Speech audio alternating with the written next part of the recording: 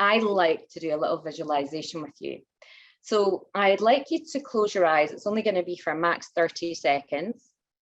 And I'd like you to imagine that lemon in your mind's eye.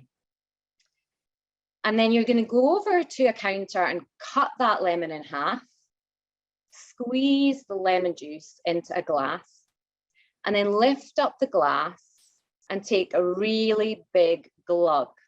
So that citrusy, zesty taste washing around your mouth, rolling over your taste buds before you swallow. And I wonder what's just happened for you. What happened in your body when you ran through that exercise? You see, it's almost impossible that your body doesn't produce saliva in your mouth when you do that. Because in anticipation of drinking the lemon juice, your body is saying, hey, I need to protect the enamel of my teeth, so I'm going to produce saliva in my mouth to do that. And the reason that this is really important is the mind-body connection really, really is a thing. And all of the science now is more supportive of that, whereas in the past, maybe people didn't believe it quite as much. But your mind is so powerful. Your thoughts are so powerful. And when I say thoughts, this might seem absolutely crazy, or you might already know it. But the statistics say that you have between anything 60,000 and 100,000 thoughts a day, which is just staggering, isn't it?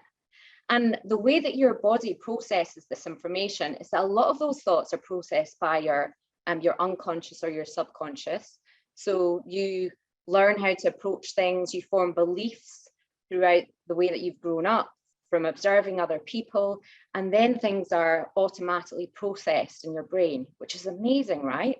And one of the things that coaching does is it can bring awareness to maybe beliefs that aren't supporting you anymore. But what we're really here to talk about is the fact that because you have so many thoughts a day, thoughts are not facts. You know, there's an analogy used that thoughts are just like clouds passing in the sky.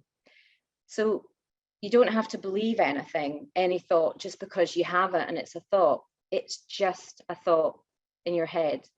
And the other analogy that I like to use that my clients find quite helpful is the fact that, is this analogy about London buses. So you'll see lots of these going by, but you don't need to get on board every bus. So if that bus has a destination which says going back to work is going to be terrible, our thoughts affect the way that we feel, and that affects the way that we behave. So if we think like that, then we might not feel good about going back to work. We might behave in a way that's not supportive to the rest of our team. But if we reverse engineer it and think, well, actually, how would I like to behave? So I'd like to be a great team member. I'd like to, show up for everybody. How do I need to feel? I need to feel good. I need to feel safe. What's the thought I need to have?